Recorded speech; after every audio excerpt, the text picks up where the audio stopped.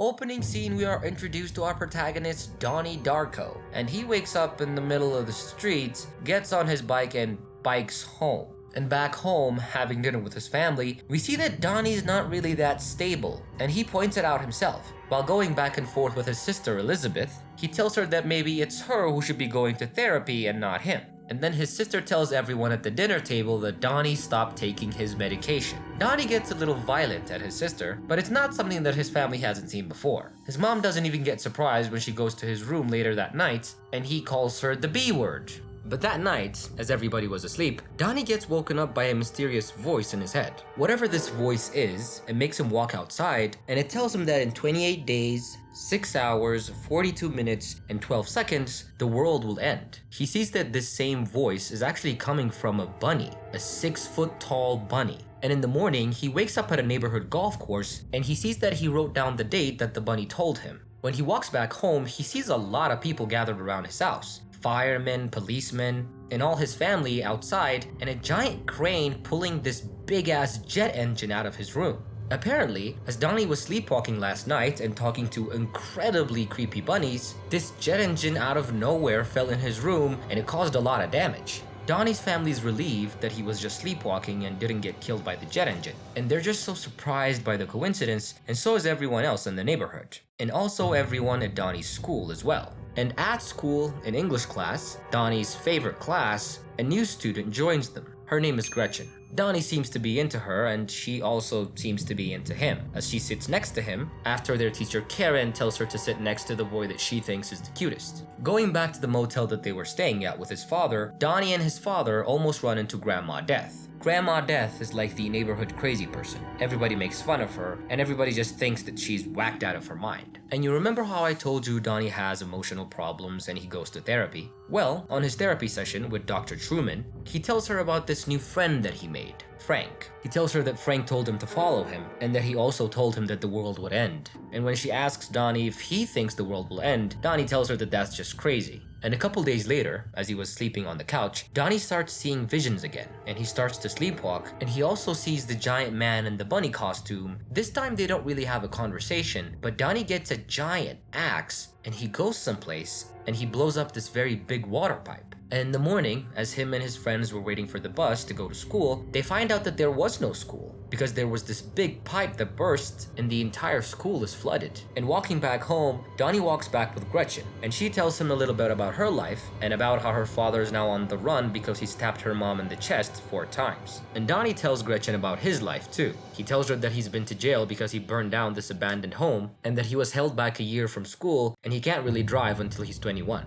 Gretchen seems to be into Donnie, and when he asks her out, she immediately says yes without hesitating. And a day or two later, on his weekly therapy session, his therapist Dr. Truman tries to hypnotize him, but all she ends up doing actually kind of backfires, and Donnie just starts talking about girls, and he starts taking off his pants, so she takes him out of the trance. Therapy doesn't really seem to be working on Donnie. He even takes medication, but it doesn't really affect him much. And one day as he was taking his pills in the bathroom, he gets into another psychosis again, and he sees Frank, the big-ass bunny. But when Donnie asks Frank where he's from, Frank asks Donnie if he believed in time travel, insinuating that he's actually from the future. And a day later on English class, it was poetry day, and Donnie starts to read this bizarre poem about Frank, and about how Frank is actually here to save the children from the darkness. Here we see that Donnie's life is actually being overrun by Frank. And after English class, Donnie had gym class. And his gym teacher, Ms. Farmer, had this really weird, simplistic exercise she wanted everyone to do. They would read these cards about little kids performing good or bad tasks, and they would write an X on this whiteboard. There was a spectrum that ranged from fear to love, and depending on what kind of act that they read, they would mark it out. And Donnie thought this was too simplistic and life had really nothing to do with what they were reading. And he tries to explain this to Miss Farmer, but she tells him that he'll get a 0 if he doesn't put the X on the board. And then Donnie tells her to shove the card where the sun doesn't shine. And he gets called into the principal's office again. And his parents are not really that surprised, and Donnie doesn't really care about what happened with Miss Farmer. Right now, he's just really confused about Frank. And in school, he goes and asks his science teacher about time travel. And his teacher gives him this book written by a woman called Roberta Sparrow. And Donnie's very surprised to hear this because Roberta Sparrow is not just some random lady that he's never heard of. and his physics teacher tells him that she used to be a nun and she used to teach night school, and Roberta Sparrow is actually the same old lady that everybody makes fun of in the neighborhood. She's that crazy old lady that they call Grandma Death. And in the book, Donnie reads that sometimes there's a tangent universe that's created, but it only lasts for a couple weeks, and it usually gets destroyed after those weeks. Donnie starts to get really obsessed with this book. He tells this to his therapist, who's really concerned and wants to up his medication. It's been a few weeks now since Frank told Donnie that the world will end, and he told him this on October 8, 1988. And it was now Halloween, and Donnie's delusions were actually getting even more vivid. He sees Frank again in the bathroom, and he tries to penetrate a force field with a knife.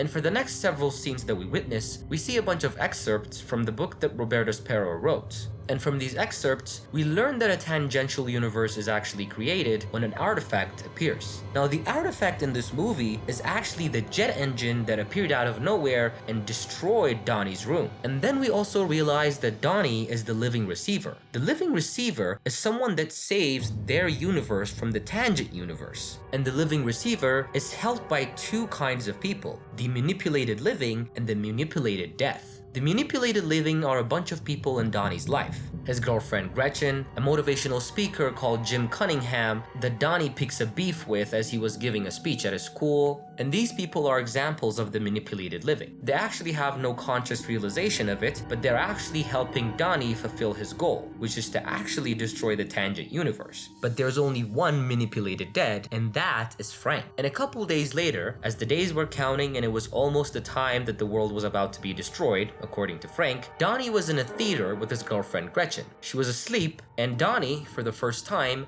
meets Frank. Frank takes off his rabbit mask, and Donnie sees his face. He looks like a pretty normal guy, but one of his eye is gone and it's bleeding. And just after Donnie and Frank have this bizarre conversation, Donnie leaves the theater as Gretchen was asleep, and he goes to Jim Cunningham's house and he burns it down. And 2 days later, it's revealed that Jim Cunningham is actually a diddler, meaning he likes underage people. After Donnie burned down his house, the police were going through his house, and in his basement they found a bunch of photographs and videos of kids. And on one of his very last therapy sessions, Donnie starts to exhibit very bizarre behavior. It's only 2 days left until the end of the world now, and he's very intimidated and afraid of what's to come. And on the day of October 31st, Donnie and his sister throw a party. Gretchen goes to Donnie because her mother left her for no reason. They make love, and then Donnie starts to get confused again, and at around about midnight, he starts to lose it, and he tells his friend and Gretchen that they have to go someplace. And he drives his friends and his girlfriend to Grandma Death's house. And inside, their high school bullies find them, they beat them up, and one of the bullies throws Gretchen on the side of the road, and the car that was approaching didn't see her, and it crushes and kills Gretchen.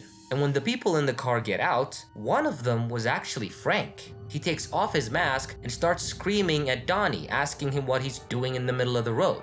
And as soon as he asks him that, Donnie pulls out his father's gun and he shoots Frank in the eye. And as I've said before, there's only one manipulated dead, and that's Frank. Apparently, everything that happened after Frank met with Donnie and he took off his mask happened in the tangent universe. And as I've told you guys, both the manipulated living and dead helped the living receiver fulfill his destiny. And the living receiver Donnie has now realized what his destiny is. And he knows that he can't live with Gretchen's death on his conscience. The next day is the final day that Frank told him that the world would end. And Donnie drives with Gretchen's body in his car, and he witnesses the event taking place. He sees a black hole opening, and he realizes what he must do. He uses the powers given to him as the living receiver, and he returns the artifact to the primary universe. The artifact being the jet engine, and the primary universe being the past. Donnie realizes that when he returns the jet engine, he is actually going to die. He's going to sacrifice himself. But when he does that, he'll destroy this tangent universe, and the primary universe will be reset back in time to October 8, 1988, 28 days before this exact day. And that is exactly what happens. Donnie uses his powers as the living receiver, he sends the jet engine back to the primary universe, and in that universe, Donnie stays in his room, and he's actually smiling and laughing because he fulfilled his mission. But the jet engine kills him. And then we see a glimpse of everybody in the primary universe. As they were all the manipulated living, they actually remember what happened in the tangent universe. It's like a very vivid dream to them. And then on the last scene, we see that Gretchen's alive in the primary universe, and she doesn't even remember who Danny Darko is. And we see his family grieving, and Gretchen and some kid waving to his mom. And that is how the movie ends. Did you know that there are actually 5 more interpretations to this movie? And that the director actually said that there is no explanation and you could actually break it down however you really want to? What did you think about our recap? Leave me a comment, subscribe to our channel, like the video. I will see you on the next recap. I love you guys so much. Bye.